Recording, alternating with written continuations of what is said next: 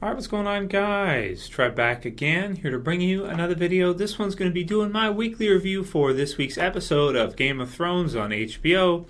This one is for Season 5, Episode 6, which is called Unbound, Unbent, Unbroken.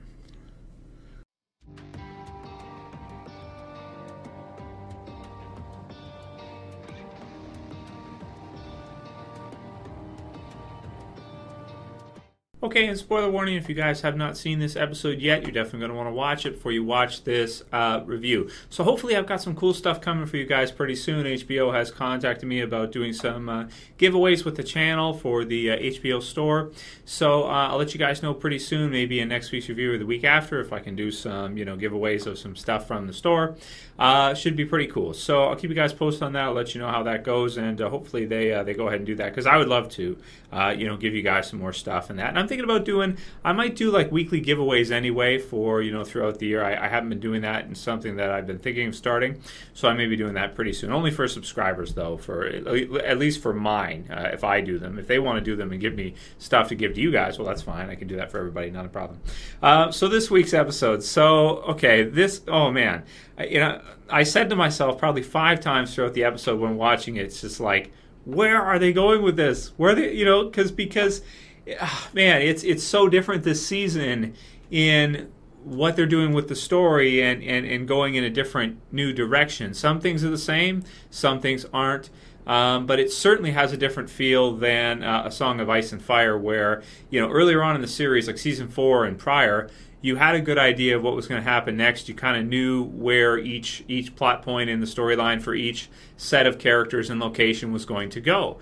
Now with Game of Thrones, the TV series, really smart, I think, that they have really mixed that up, and they have changed it so much, even more than I thought they would in Season 5, which I kind of had an idea early on that they were going to be changing a lot of things, but they've changed more than I thought they were going to. And we got to see a lot of that here, with a big concentration, of course, at the end of the episode with Sansa's marriage to Ramsay Bolton, or, Snow.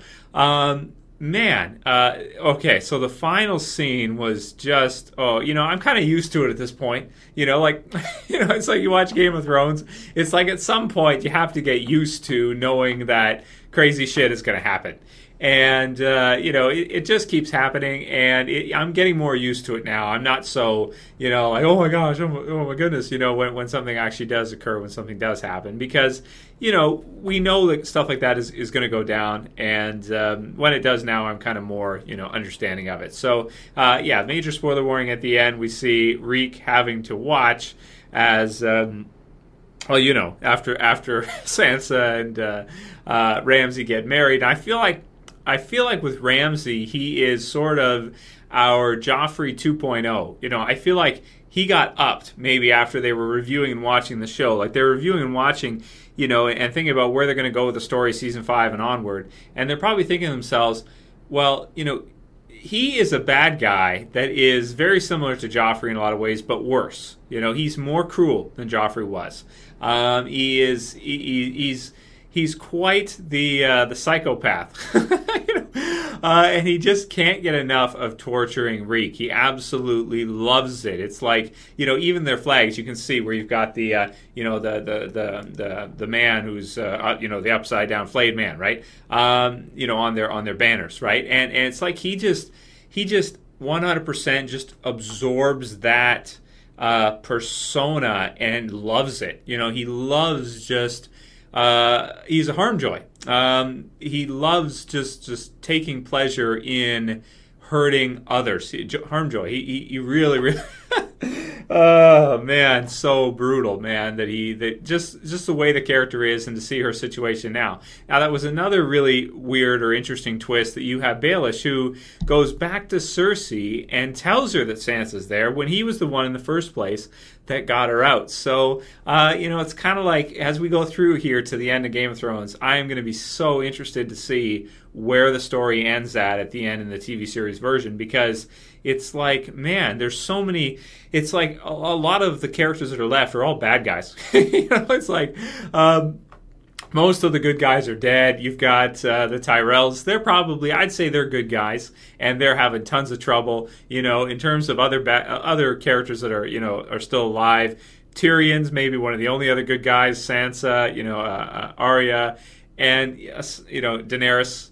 I mean, but if you look at King's Landing, you look at the North right now. Stannis is, of course, is on his way, but this episode too had a huge concentration on your evil characters that are in a advantageous position now. Like you've got Cercei, who's basically running the show and being as cruel as she's ever been. It's like that's all she knows how to do is just F people over and just screw everybody, and she can't stop even because we always know that she's always hated the Tyrells, but you would think that she'd be smart enough to understand that she kind of needs them to, and if she can't keep them happy and she does stuff like this, they're gonna, if she doesn't absolutely kill them or throw them all in a cell, even though Tommen is king, he's, as you could see in this episode here, he is a very passive king. He doesn't stand up for he doesn't say, hey, like Joffrey. When you have Joffrey on the one hand, who is so aggressive and will control every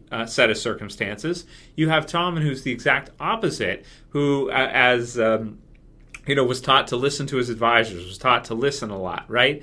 And so he will never take a step to do something, even if the queen is being arrested by this bogus, fanatical religious group, which is that we see now with Lancel and the rest. So, this episode just really had a weird feel to it. We had a lot of different storylines as always happening, but I felt like it was more stretched, more spread out than we were used to even. And man, it's just it's really weird the state the show's in right now, where we don't have like a good guy protagonist at King's Landing that we're watching. We're seeing Cercei, and we're seeing them, and we're seeing it from like her point of view. And with you've got Queen of Thorns, you've got Granny. I like to call her Granny Tyrell, Lady Olenna. So she comes and meets with her, and it's just this really, I don't know, like it's kind of like, oh man, I don't know. It's just a really weird place that the show's in right now. So I'm really excited to see, of course, how it ends and what's going to happen in the TV series version as they're concentrating versus the books on a lot of these main characters that have been built up through the show rather than bringing in some other new ones that have been brought in the books at around this time. So, man, I'm really excited to see what happens with Sansa and what the finale is going to be for this season, because usually I know, okay, this is going to be the finale. It's going to be the battle between, Oberyn and the Mountain, or it's going to be Tyrion doing that, or it's going to be the Red Wedding, or the Purple Wedding is going to be coming up soon. I know I have some inkling of where they're going to go with it before the end of the season. Right now, I have no idea where they're going to go with it. I'm just like, I don't know. What's going to be the finale?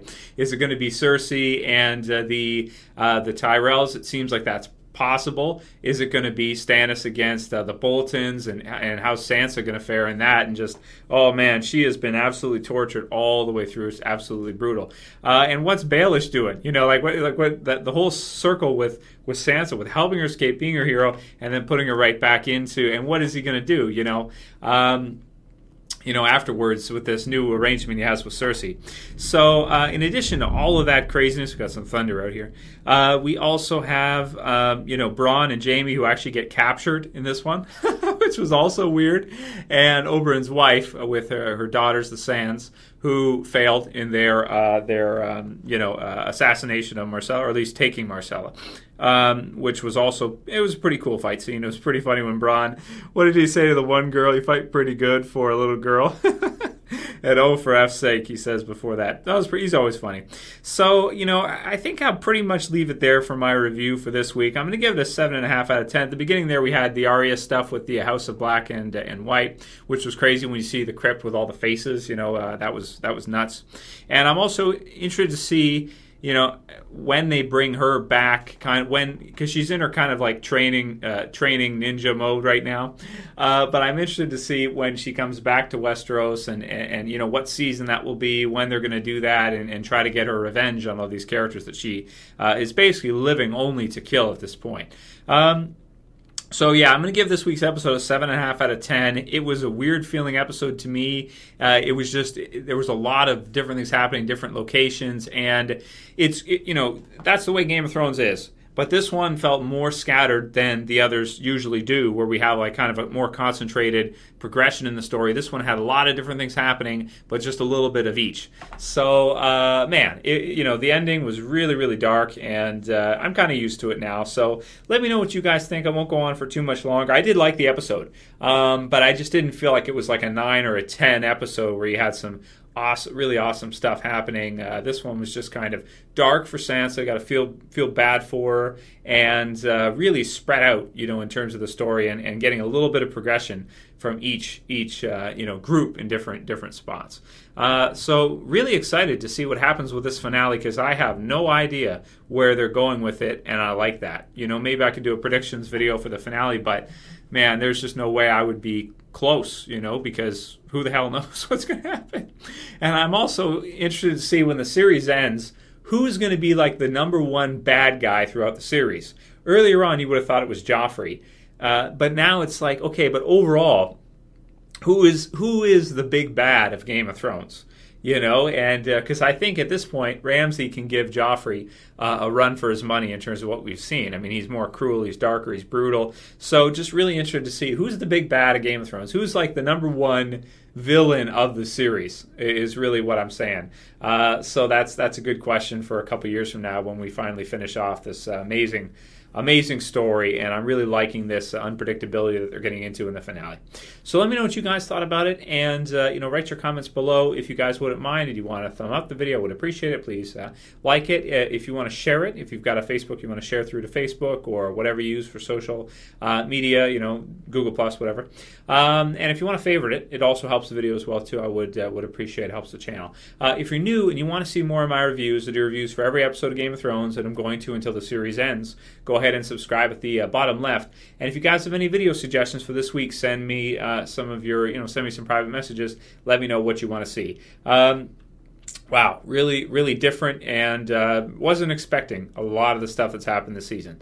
So let me know what you guys think, and I'll call it here. That's it for this video, guys. I'll see you next week for the next Game of Thrones review. As always, it's Trev, and I'm saying peace.